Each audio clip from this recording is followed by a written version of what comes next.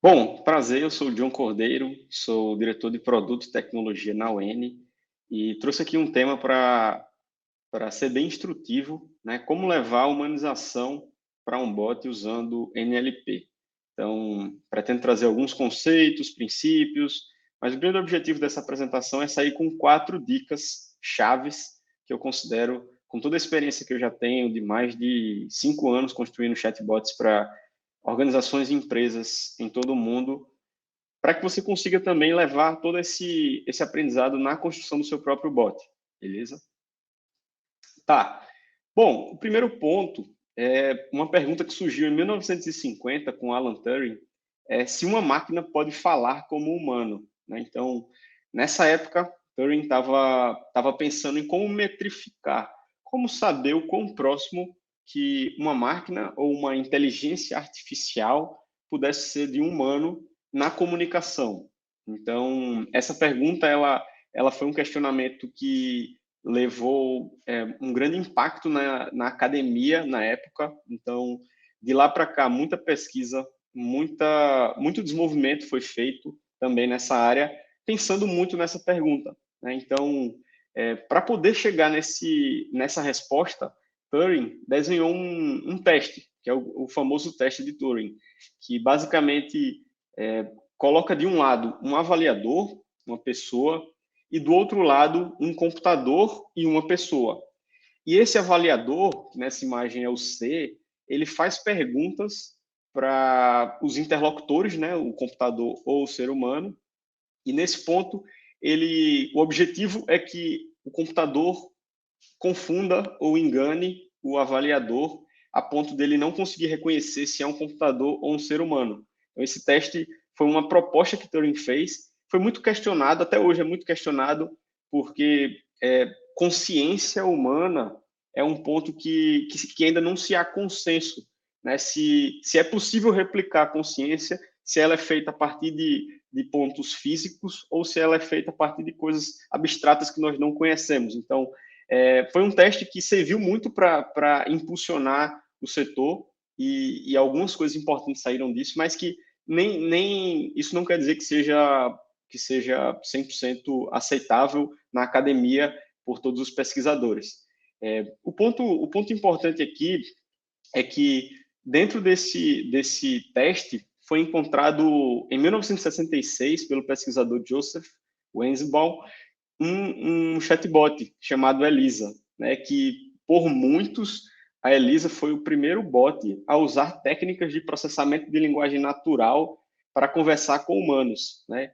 E aí, o que é interessante trazer para o nosso contexto aqui, né? Eu acho que isso já vai levar para a primeira dica daqui a pouco, mas é que a Elisa era uma psicoterapeuta. A Elisa não era um super robô com uma super inteligência que sabia responder sobre tudo, que aprendia sozinho. A Elisa sabia muito bem resolver aquele contexto, aquele tipo de conversa. Então, ela já começava a conversa com uma pergunta se algo está incomodando você, e aí guiava toda a pergunta para uma conversa entre um psicoterapeuta e um ser humano, e foi o primeiro chatbot conhecido, né, pelo menos publicado, a realmente enganar o avaliador, né? E aí o interessante é que o uso de processamento de linguagem natural já nessa época foi determinante para que isso acontecesse.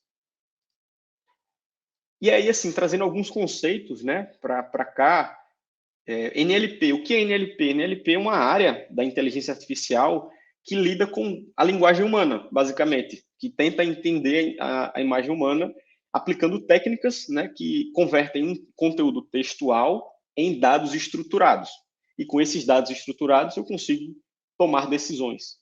Dentro de NLP, eu tenho uma sub-área que é NLU, né? Só recapitulando, NLP significa Natural Language Processing, ou processamento de linguagem natural, em português. Já NLU significa Natural Language Understanding. Já estou falando mais especificamente sobre o entendimento da fala humana, não só o processamento. Então, o NLU foca em entender o significado dos textos, né? Não só converter em dados estruturados, mas também em significado que permita ao computador entender as variações da fala humana. E basicamente, esses dois conceitos permeiam hoje boa parte dos chatbots que a gente vê por aí. Eu vou usar o termo NLP, basicamente, nessa apresentação, porque meu objetivo aqui é lidar com conceitos e princípios, e não necessariamente com técnicas. Então, pelo fato do NLP ser um conceito mais abrangente, ele me permite utilizar esses princípios em diferentes contextos. E aí vem a primeira dica, né? Essa dica é uma dica-chave que aqui na nossa empresa nós aprendemos na tentativa e no erro, no começo, né? Quando começamos lá em 2015, que é priorizar o uso de NLP em seus bots. É muito tentador criar um chatbot muito rápido e evitar o uso ou até saber o que é NLP para fazer isso. Porém, o que a gente conseguiu entender e encontrar é que os resultados são muito melhores quando você usa NLP.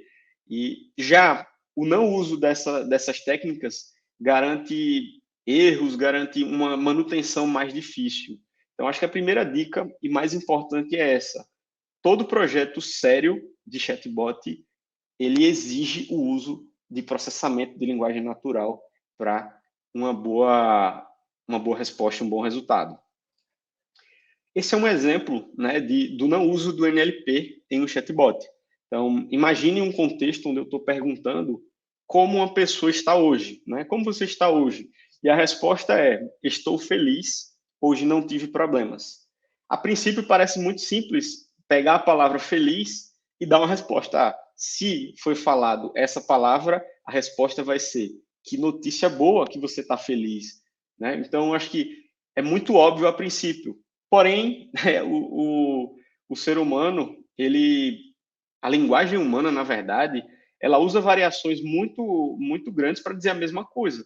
Então, imagine que eu usei as mesmas palavras que eu usei anteriormente, porém agora eu vou mover a palavra não, que estava após a vírgula, para o começo da frase. E agora eu tenho um significado completamente diferente, que é: não estou feliz, hoje tive problemas. E a resposta do chatbot sendo: que notícia boa, não é nada humanizado, não é nada legal.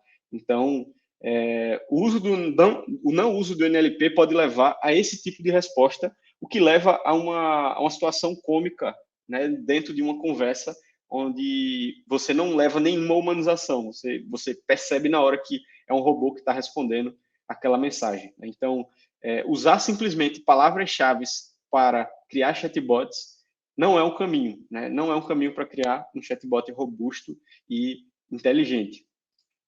Além disso, né, como eu falei, a posição das palavras na frase, ela importa na nossa comunicação. Existem também os erros de digitação que são muito comuns. Então, imagine pessoas que podem falar feliz com S ao invés de Z no final. E isso é muito comum, mais comum do que parece. E por fim, né, eu acho que é o que eu falei no início, criar um bot com palavras-chave é mais fácil. Você consegue fazer isso muito rapidamente. Porém, os resultados que você tem e o tempo de manutenção que você vai ter nesse caso são bem piores, porque quando eu uso palavras, muitas vezes eu vou precisar usar várias camadas de interpretação para levar uma resposta. E na medida que eu vou conversando com mais pessoas, eu vou aprendendo mais e a evolução dessas camadas vai ficando cada vez mais difícil. Então, com o uso de NLP, com uma ferramenta de NLP, você consegue fazer isso com muito mais facilidade e os resultados são bem melhores. E aí onde entra a segunda dica, que foi usado na Elisa, inclusive, e que hoje em dia é uma dica que eu entrego para as pessoas que usam a nossa plataforma, que é: defina um contexto especializado, né? Os bots que trabalham como especialistas funcionam muito melhor que bots generalistas. Então, escolher e delimitar esse contexto é um desafio muito grande no começo de um projeto de bot e que, no final, vai garantir mais humanização na comunicação. A gente sabe que, eu costumo dizer que não existe nada mais humanizado que resolver problemas. Então, se você consegue resolver problemas, mesmo que num contexto específico, as pessoas vão se sentir bem e elas vão voltar a usar aquele canal de atendimento ou aquele bot para pedir ajuda no futuro. Então, não existe nada mais humanizado que isso, né? Que é ajudar pessoas. Então, definir um contexto especializado é um caminho que também recomendo para bons chatbots humanizados. Só dando uma explicada no o que é contexto, né? Contexto pode ser chamado também de dataset, ou conjunto de dados, inteligência, ou dados de treinamento, né? Contexto é um determinado assunto ou um conjunto de assuntos que consegue entender sobre e dar uma resposta sobre aquele contexto. Então, são utilizados em modelos NLP para extrair informações de conteúdo textual. Nessa imagem, por exemplo, eu consigo ver que esse contexto está diretamente direcionado para o COVID-19. Então, eu consigo entender textos sobre sintomas, sobre internamento, sobre propagação, sobre diagnóstico, e assim vai. Além de extrair outras informações desse mesmo contexto, como, por exemplo, que tipo de sintomas as pessoas podem estar falando dentro daquele conteúdo. Então, existe a dor de cabeça, febre, como sintomas aqui dentro dessa parte colorida abaixo. Então, o contexto é isso, é um conjunto de dados sobre um determinado assunto, que me permite extrair informações, e isso dentro de um bot vai me levar a dar respostas sobre aquele assunto. E aí vem a pergunta, né? Como definir um bom contexto para um bot? Existe uma pirâmide, basicamente, que é o caminho ideal para construir um bom contexto. O primeiro ponto é a empatia, né? Então, ao construir um contexto, eu devo levar em consideração aquilo que eu quero, aquilo que meu usuário espera de resposta, aquilo que meu usuário espera de entendimento daquele chatbot. Então, um processo de empatia significa conversar com usuários, significa estudar dados, inclusive fazer análise de dados, entender quais são os assuntos que realmente são mais falados e são mais necessários dentro daquele contexto. Então, é isso que é empatia, basicamente, é se colocar no lugar do usuário e criar um contexto muito focado nele. O segundo ponto é ser um contexto especialista, entender bem sobre o assunto proposto. Como eu falei, bots especialistas funcionam melhores que bots generalistas. E o terceiro ponto dessa pirâmide é o processo de evolução, né? Como empatia significa se colocar no lugar do usuário, eu vou no lançamento do meu chatbot, eu vou começar a conversar com pessoas. Isso significa que eu vou aprender mais e mais e eu preciso trazer desse aprendizado uma evolução no meu contexto. Então, seja crescendo enquanto quantidade de assuntos, ou seja melhorando os assuntos que eu já trabalho. Então, esse processo é um ciclo, né? Se colocar no lugar do usuário, garantir que sou especialista e garantir uma boa evolução dentro da criação do meu contexto. Uma outra ferramenta muito legal para criar contextos, prototipar contextos, são mapas mentais. Uma recomendação que eu faço é que, antes de criar um chatbot, cria um mapa mental do que você vai tratar naquele chatbot. Sabe? Então, você cria uma árvore de assuntos que você vai lidar naquele caso. Então, aquele contexto que eu mostrei anteriormente está prototipado dessa forma aqui, ó, o mesmo contexto. É um chatbot relacionado à COVID, onde eu comecei com uma árvore principal e daí fui diversificando dentro de cada um desses assuntos como é que eu poderia tratar. E daí surgiu o meu contexto, sabe? Um contexto específico, levando em consideração a empatia e que evoluiu ao longo do tempo. Trazendo aqui um pouco de informação também, o que são intenções e entidades, né? Intenções e entidades, que é um assunto que eu vou tratar agora, são informações que são extraídas do texto que me permitem tomar uma decisão dentro de um contexto de um chatbot. Então, intenção significa um assunto específico. Também podem ser chamados de categoria. Então, é um assunto. Nesse exemplo aqui do lado, eu tenho uma frase: estou com febre, o que devo fazer? A intenção, nesse caso, significa sintomas. Então, eu estou categorizando essa frase como sintomas e assim eu vou dar uma resposta associada a sintomas. Agora, o que são entidades? Entidades são pedaços de informações extraídos de dentro de um conteúdo textual. Então, voltando aqui para a imagem, febre é uma entidade e o que devo fazer é outra entidade. O que é que isso me ajuda? Ao final dessa interpretação, eu vou saber que essa pessoa está falando sobre sintomas e que ela está com febre, ela falou sobre febre e perguntou o que fazer. Então, eu consigo dar uma resposta muito direta para isso. Isso significa que eu humanizo o meu chatbot. Eu já posso dar uma resposta. Se você está com febre acima de 39 graus, procure um ponto de saúde, por exemplo. Então, eu já não preciso fazer outra pergunta para ela. Isso também é humanizar a minha comunicação. Indo para a terceira dica agora, que está muito associada com o que eu acabei de falar, procure entender os detalhes da conversa. Isso é um princípio muito importante. Naquele exemplo que eu mostrei agora, eu extraí o máximo de informações que eu podia daquela frase. Como eu falei, eu extraí que o assunto era sintomas e que tinha uma palavra associada à febre e outra, o que devo fazer. Então, com todas essas informações, eu consigo dar uma resposta muito mais humanizada. Então, a minha árvore, ela fica mais abrangente e não deixa de ser especialista, se você parar para pensar. Eu não saí do contexto que eu pré-defini lá no começo, que é Covid-19. Eu ainda tô falando sobre Covid, mas agora eu tenho muita informação sobre isso. E a minha resposta vai ser muito assertiva e muito humanizada.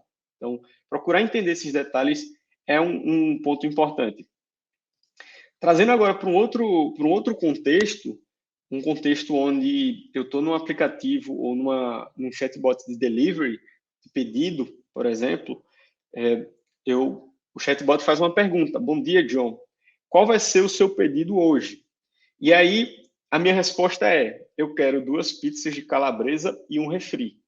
E aí, o chatbot vem e me pergunta: quantas pizzas você quer? Então, se eu já falei na frase, o chatbot poderia ter identificado essa informação, ter extraído essa entidade da frase e já ter feito uma outra pergunta. Por exemplo, qual vai ser o meio de pagamento? Por exemplo. Então, isso é uma forma de como não fazer, beleza? Além disso, além de do chatbot não ter entendido que eu estava falando a quantidade já na frase, ele também desprezou a segunda parte da frase, que era o fato de eu também ter feito um pedido de um refrigerante.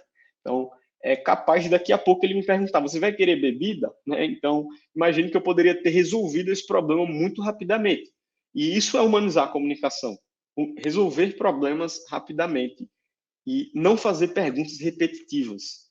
As pessoas gostam disso e é por isso que elas avaliam bem esse tipo de atendimento, tá? Mas isso é uma forma de como não fazer. Então, não fazer perguntas repetitivas. Procurar sempre extrair o máximo de detalhes da informação que já me foi passada para, a partir disso, dar uma resposta segura.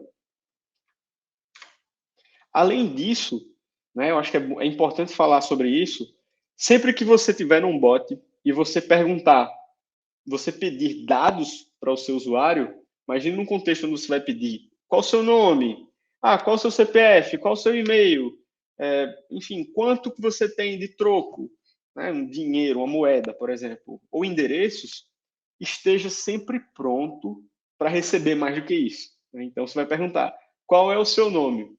As pessoas vão falar assim, meu nome é John. Então, é necessário utilizar NLP para extrair o nome dessa frase. Extrair que John é o nome, e aí você começa a chamar a pessoa de John.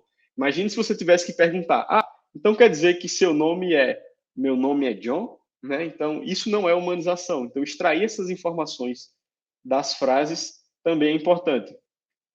Um outro ponto, no processo de evolução, adicione mais opção de extração de dados. Então, sempre que você aprender mais com o seu usuário, isso vai te levar a ter novas informações que você pode trazer do conteúdo que ele te dá.